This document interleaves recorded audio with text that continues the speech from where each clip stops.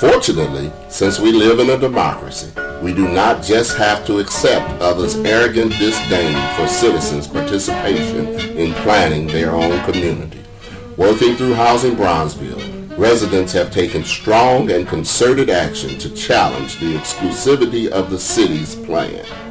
Housing Bronzeville began by placing an advisory referendum on the November 2004 ballot in which 18,519 Bronzeville voters, better than 85%, voted yes to establish a Bronzeville Housing Trust Fund. The group held a General Assembly on April 22, 2006, where delegates approved a proposal for enabling legislation to set up this trust fund, a proposal now being worked on by lawyers and a Blue Ribbon Committee. It also set a goal of 26% moderate income residents to be living in Bronzeville by the year 2010, equaling what we had in 1960 and doubling what we had been reduced to in 2000. Last winter, Housing Bronzeville held candidates forums before the primary and general elections. Two candidates in the 3rd and 2nd wards, who are now aldermen, Pat Dowell and Bob Fioretti, signed transparency pledges and committed to support the Bronzeville proposal. Tired of Alderman Dorothy Tillman's refusal to attend or even respond to invitations to attend the forums, Housing Bronzeville took a yellow school bus to answer the question, "Where is Dorothy?" When confronted at her office, Tillman greeted the group with vulgarities, refused to address the issues of affordability and transparency, and ended by calling gangbangers the pastors, senior citizens, homeowners, and their children who made up the Housing Bronzeville delegation. Captured on Channel 5 News that night and spread throughout the neighborhood by 7,500 Housing Bronzeville newsletters, Tillman's behavior in the eyes of many was the last nail in her electoral coffin, galvanizing the community to choose a new course. Housing Bronzeville's Bronzeville proposal consists of 4 parts. 1. Transparency on city-owned vacant lots in Bronzeville. 2. Affordable home ownership for moderate income residents through the establishment of a Bronzeville Housing Trust Fund. 3.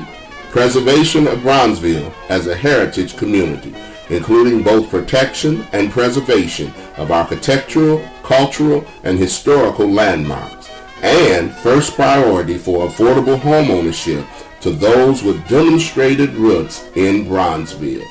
And 4. Sponsorship of enabling legislation needed to implement these goals. Housing Bronzeville's principal goal today is to make affordable home ownership opportunities available for moderate income buyers. Why can't long-term Bronzeville residents, friends, neighbors, and family members with jobs and income benefit from the purchase of homes in this rapidly appreciating housing market? Why can't Bronzeville residents create wealth for their families by making home ownership work for them, as it has for every other ethnic group in Chicago? Why accept relocation to other parts of Chicago when Bronzeville has been our historic home? Housing Bronzeville is proposing the establishment of a Bronzeville Housing Trust Fund to make these home ownership opportunities a reality. The fund will be created and supported in part by a small targeted tax of 0.9% on all existing and future properties in Bronzeville.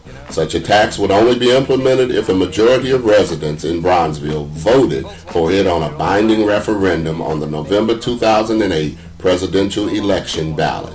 By setting up our own special service area, Bronzeville can ensure that a democratically elected board of local residents will control the expenditure of these funds by keeping them in Bronzeville, not by sending them downtown to be one more slush fund for the daily administration.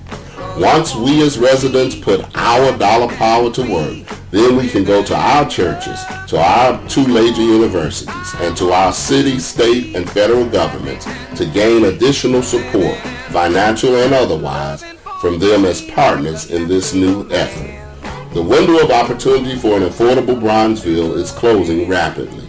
The mayor's vision for a gentrified community peppered with a smattering of lower-income replacement units allows a so-called affordable home, such as one of several pictured here at Jazz on the Boulevard, to be bought by a family of 4 making more than $90,000. Mayor Daley's vision has a clear goal: to connect the loop with Hyde Park by transforming the economic landscape of Bronzeville. It even has a clear timetable: complete this transformation by 2016 in time for the Olympic Games. In contrast to the mayor's vision, Housing Bronzeville is proposing an alternate one that is guided by 3 key principles. The first is economic. Bronzeville residents with jobs and incomes must be allowed to build wealth for our families too. The second is political. Bronzeville residents must have a say on a binding referendum at the ballot box in Bronzeville's own future. The third is one of justice. Bronzeville's residents must be the first to benefit from our historic community's economic revival, not the last. To remain true to our heritage and ourselves, we must fight for these principles. Together, let's stand up for Bronzeville. Get up, stand up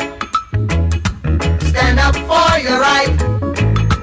Get up, stand up for your right. Get up, stand up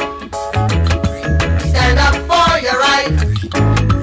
Get up, stand up, don't give up the fight.